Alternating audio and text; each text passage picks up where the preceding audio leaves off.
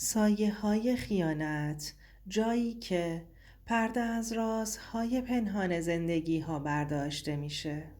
یه مرد با دو زندگی متفاوت، یکی رو از همه پنهون کرده بود، ولی من خیلی زود فهمیدم. هیچ وقت فکر نمی کردم که شوهرم اونقدری مرموز باشه که به راحتی بتونه زندگی دو زن رو به هم بریزه. این داستان منه و شاید برای خیلی ها این داستان یه تلنگره برای بیدار شدن از خواب غفلت. نسرین هستم، یه دختری که از همون بچگی ته ته دلم دنبال عشق واقعی میگشتم. من توی یه خونه کوچیک توی یکی از محله‌های پایین شهر تهران بزرگ شدم. بابام کارگر ساده بود و مامانم خونه دار.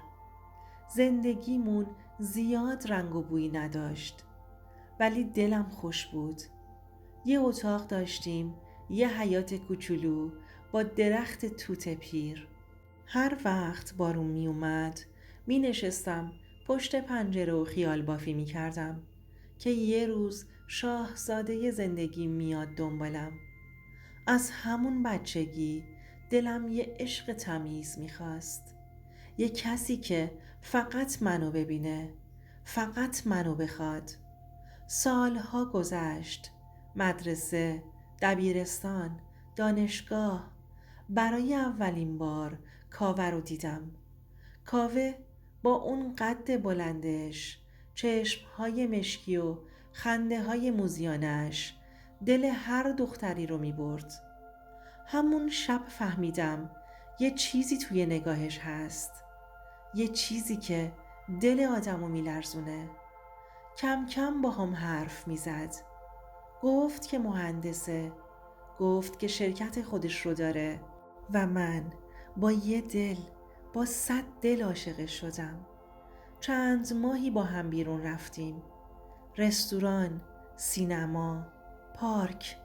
وقتی دستمو می گرفت حس می کردم دنیا مال منه. یه روز توی یه کافه دنج کاوه دستمو گرفت و گفت نسرین، میخوام همیشه کنارم باشی. با من ازدواج میکنی؟ بدون لحظه ای فکر کردن گفتم آره. ازدواج کردیم، یه عروسی ساده ولی قشنگ گرفتیم. مامانم گریه میکرد، بابام لبخند میزد و من روی ابرها بودم. اولای زندگیمون همه چیز آروم بود. صبحها با بوسه کاوه بیدار می شدم و شبها کنار هم فیلم می دیدیم. حتی وقتی اوضاع مالی سخت شد مجبور شدیم توی خونه نقلی تر زندگی کنیم. باز هم خوشحال بودیم، ولی چند وقت که گذشت یه چیزایی تغییر کرد. کاوه دیرتر می اومد خونه، بیشتر سرش تو گوشی بود، کمتر حوصله حرف زدن داشت. هی به خودم می گفتم کار داره، خسته است. خودمو گول می زدم چون نمی خواستم باور کنم اون نسرینی که همه چیز کاوه بود دیگه براش مثل قبل مهم نیست. تا اینکه یه شب نیمه شب بیدار شدم و دیدم کاوه نیست. تو خونه نبود. پریدم سر گوشیش ولی قفل داشت. دلم لرزید. فرداش وقتی کاوه تو همون بود بالاخره یه فرصت طلایی پیدا کردم. گوشیش باز مونده بود. با ترس و لرز برش داشتم. یه چت پیدا کردم با یه نفر به اسم مینا. پیام ها پر بود از دوستت دارم و دلم برا تنگ شده. قلبم شکست. همونجا روی زمین نشستم. انگار دنیا دور سرم چرخید. کاوه من، عشقم، داره با یه زن دیگه حرفای عاشقونه میزنه. نه، امکان نداره. شاید شوخی باشه. شاید یکی داره اذیتش میکنه. ولی ته دلم میدونستم این شوخی نیست. اون شب تا صبح خوابم نبرد. به کاوه نگاه میکردم که بیخیال خوابیده و من حس میکردم دنیام داره فرو میریزه. از اون شب به بعد دیگه نسرین سابق نبودم. شک افتاده بود تو دلم. باید میفهمیدم حقیقت چیه و اصلاً آمادگی چیزی که قرار کشف کنم رو نداشتم. بعد از اون شبی که گوشیشو چک کردم و اون چتا رو دیدم، دیگه نسرین سابق نبودم. از اون دختر ساده‌ای که عاشقونه به مردش نگاه میکرد فقط یه سایه مونده بود. هر لبخند کاوه، هر حرفش، هر حرکتش یه شک پشتش بود. کاوه که میگفت دیر میام، خستم، من ته دلم میلرزید.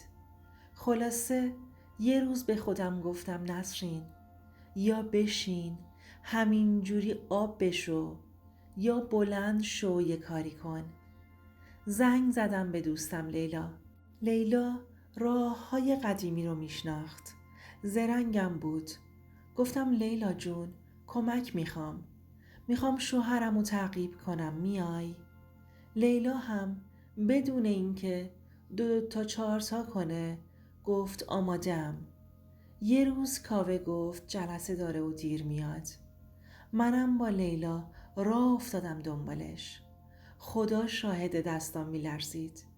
قلبم داشت از سینم میزد بیرون. با فاصله زیادی ماشینش رو دنبال کردیم. یه مسیر عجیب رفت. نه شرکت، نه دفتر، نه هیچی. از اون بزرگ راهی که رد شدیم دیدم پیچید توی کوچه آروم. یه خونه نقلی با درخت‌های بزرگ و یه در آهنی کهنه همونجا ایستاد. در باز شد. یه زن از خونه اومد بیرون. زن همون مینا بود. همونی که تو گوشیش چت کرده بود. کاوه پیاده شد و زن رو بغل کرد. من خشکم زد. لیلا محکم دستمو گرفت که زمین نخورم. دیدم کاوه با اون زنه رفتن تو خونه. لیلا آروم گفت نسرین، داری میبینی دیگه، این مرد 2 تا زندگی داره. دلم ریخت. لیلا گفت بیا بریم، نمیخوام حالت بدتر بشه. ولی من میخکوب شده بودم. هی تو دلم میگفتم شاید اشتباه شده، شاید یه کاری داره. ولی مگه بغل کردن و بوسیدن اسمش کاره؟ اون شب تا صبح خونه مامانم موندم. کاوه 100 بار زنگ زد، جواب ندادم. فرداش با چشمهای پف کرده و با دلی که 1000 تیکه شده بود برگشتم خونه. کجا بودی نسرین؟ چرا گوشیت خاموشه؟ نگرانت شدم. یه نگاه عمیق به چشماش انداختم.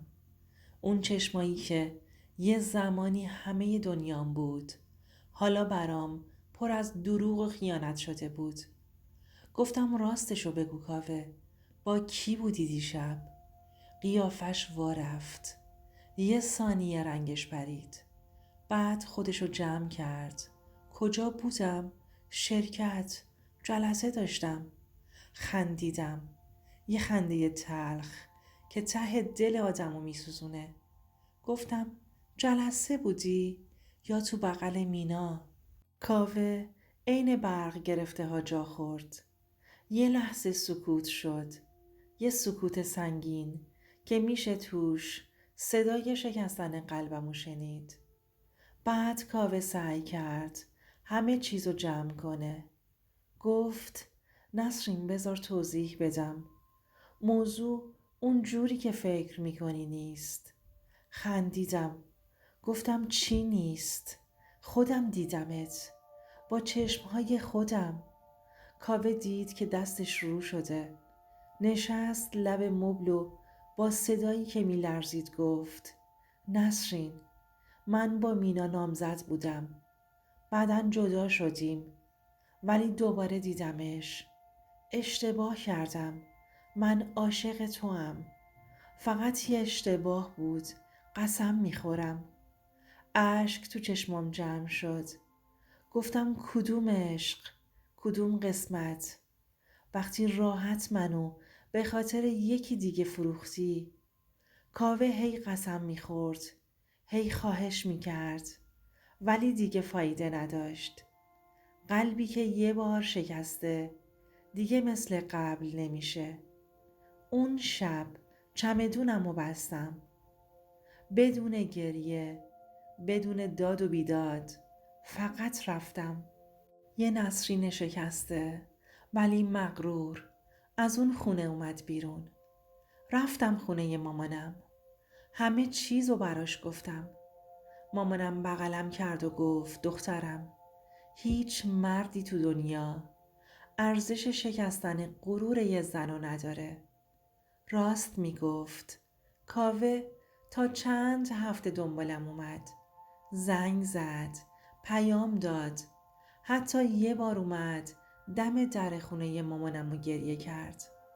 ولی من دیگه راه برگشتی نداشتم. آدم وقتی یه بار حقیقت رو ببینه دیگه نمیتونه چشمشو ببنده.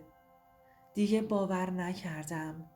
دیگه دلمو به گریه و التماسش ندادم. پرونده کاوه تو زندگی من بسته شد. حالا چند سال از اون روزا میگذره. هنوز بعضی وقتا که بارون میاد و من پشت پنجره میشینم یاد اون دختر بچه خیال بافی میافتم. همون دختری که دنبال عشق واقعی بود. ولی حالا دیگه میدونم عشق واقعی اول باید از خود آدم شروع بشه. از دوست داشتن خودت. دیگه هیچ وقت خودتو دست کم نگیر برای کسی که لیاقتشو نداره. این بود داستان من نسرین. دختری که شکست ولی از نو ساخت خودش رو.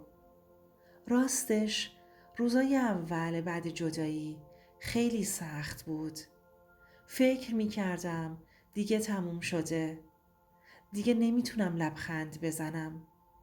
اما کم کم فهمیدم خدا بعضی درها رو میبنده که بهترش رو واسط باز کنه. شروع کردم به خودم رسیدن. به دلم، به روحم. صبحها با صدای پرنده ها بیدار می شدم. پیاده روی می کردم. یه دفتر کوچیک خریدم و هر روز توش چیزای قشنگ می نوشتم. نوشتم که من قویم. نوشتم که زندگی هنوز قشنگه. با خودم عهد کردم دیگه هیچ وقت خودم و واسه هیچ مردی فراموش نکنم. یه روز که تو پارک نشسته بودم و کتاب میخوندم یه آقای اومد جلو. مهربون، مؤدب، با لبخندی که توش صداقت بود. کم کم باهاش حرف زدم. آشنا شدیم. نه مثل قصه های پریون که یه شب همه چی گل و بلبل بشه. نه، آروم آروم، با احترام، با صبوری. یادم داد که عشق واقعی یعنی آرامش. حالا کنار کسی زندگی می کنم که نه نیاز دارم گوشیشو چک کنم، نه نگران دیر اومدنش باشم.